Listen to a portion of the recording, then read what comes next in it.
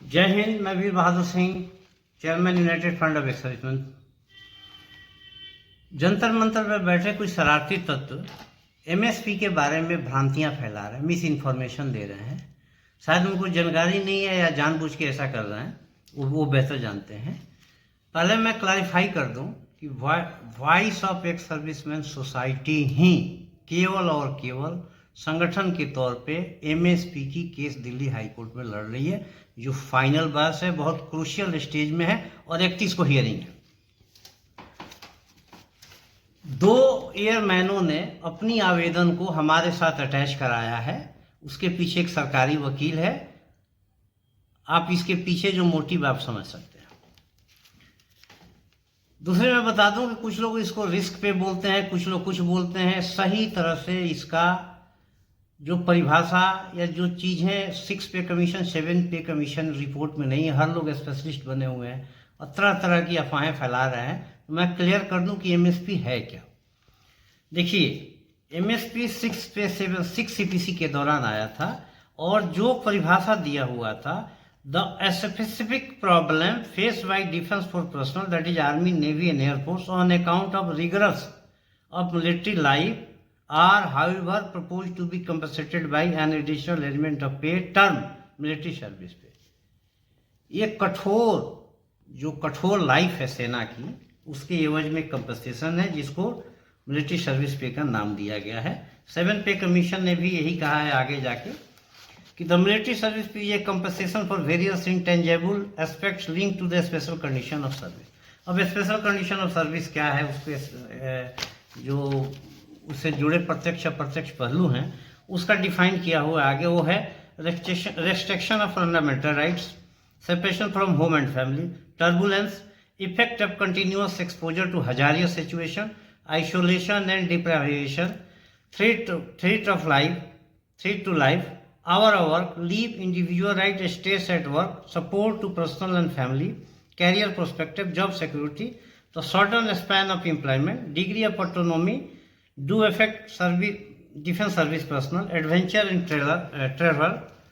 और 7 पे ने कहा कि further the सुपरनुएशन of defence personnel particularly others rank at a younger age also factor that has been considered. ये सब parameter है।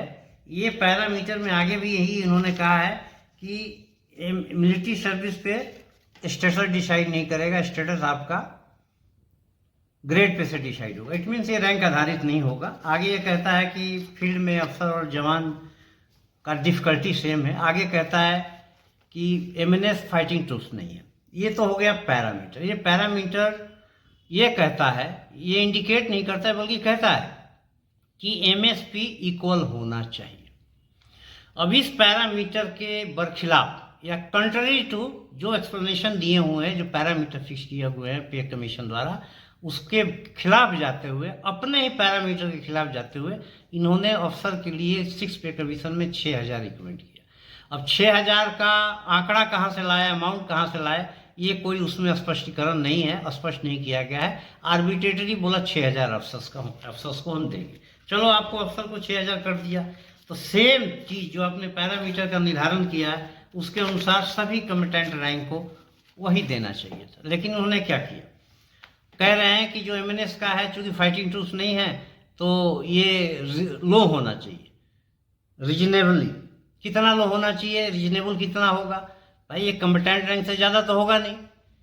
तो उनको कम्पिटेंट रैंक से ज़्यादा देते हुए अपने ही डिफिनीशन के खिलाफ 42 दे दिया। और जेसीओ जवार का 1000 रिकमेंड किया था, बाद में गवर्नमेंट ने उसको 2000 कर दिया। अब इनका रिकमेंडेशन कैसे किया था मैं आपको बता देता हूँ। इन्होंने कहा कि जो 5th पे कमीशन का मिनिमम पे अफसर का था और मिनिमम पे जवान का था, उसका रेशियो 2.62 था। तो 6000 को 2.62 के रेशियो पे ले आए तो इनका 2367 बना, 2308 बना। और 2308 में कह रहे हैं कि चूंकि अफसर को रैंक पे मिलता था, इसलिए हम उनके रैंक पे का जो एवरेज है वो रिड्यूस कर रहा है। तो वो रिड्यूस करके इन्होंने कर दिया 1267, वर्कआउट किया और रिकमेंड किया 1000। बाद में गवर्नमेंट ने इसको 2000 कर दिया। अब आपको मैं बता रहा हूँ कि रैंक पे का ये कह रहे हैं कि उनको रैंक पे मिलता था जिसको 6 पे कमीशन ने ले लिया, उसमें बंद हो गया, गलत है। 6 पे कमीशन का मेरे पास चिट्ठी है, रैंक पे उनको मिला। इनको एमएसपी 3 बार मिल चुका। पहले स्पेशल डिस्टर्बेंस अलाउंस मिलता था जिसका पैरामीटर सेम था, और रैंक पे भी उसको उनके बेसिक में मर्ज हो गया। बाद में रैंक पे भी उसके बेसिक में मर्ज हो गया और एमएसपी ले लिया। हमारे साथ ये अनजस्टिस है, अन्याय है। और 7 पे कमीशन ने भी यही किया, जो एग्जिस्टिंग था उसे 2.67 से मल्टीप्लाई करके दे दिया। एमएसपी अवार्ड करने के लिए जो क्राइटेरिया, जो पैरामीटर, जो परिभाषा 6 पे कमीशन ने दिया था, उसी के खिलाफ जाके, अपने ही परिभाषा के खिलाफ जाके उन्होंने दरें निर्धारित की, जो कि आर्बिट्रेटरी अफसर को 6000, एमएनएस को 4200 और जेसीओ जवार को 2000। एमएनएस जो कि नॉन फाइटिंग ट्रूप्स है, एक फाइटिंग ट्रूप से ज़्यादा कैसे हो सकती है।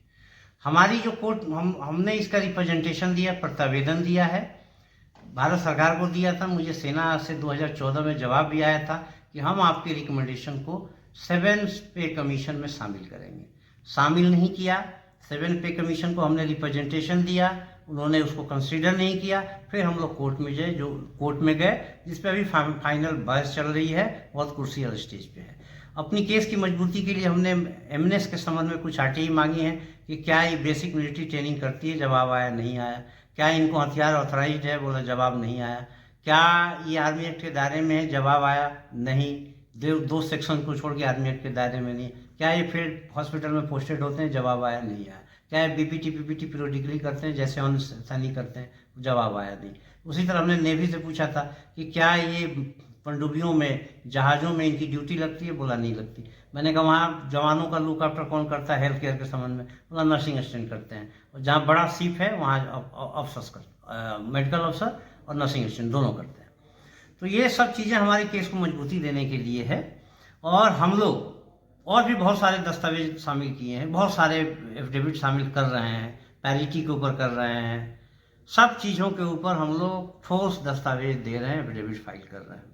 हमारे केस को देखने के बाद जो भी न्यायमूर्ति महोदय हैं वो जरूर न्याय करेंगे, जरूर ये जो दस्तावेज हैं उनको कंसीडर करेंगे, अपना जजमेंट देंगे।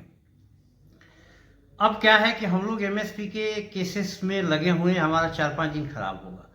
जो 6 अगस्त 2023 को रामलीला ग्राउंड में महा रैली होने जा रही है, जिसमें लाखों की संख्या में पुरुष सैनिक भाग रहे हैं, इनकी जिम्मेवारी मेरी अकेले की नहीं है।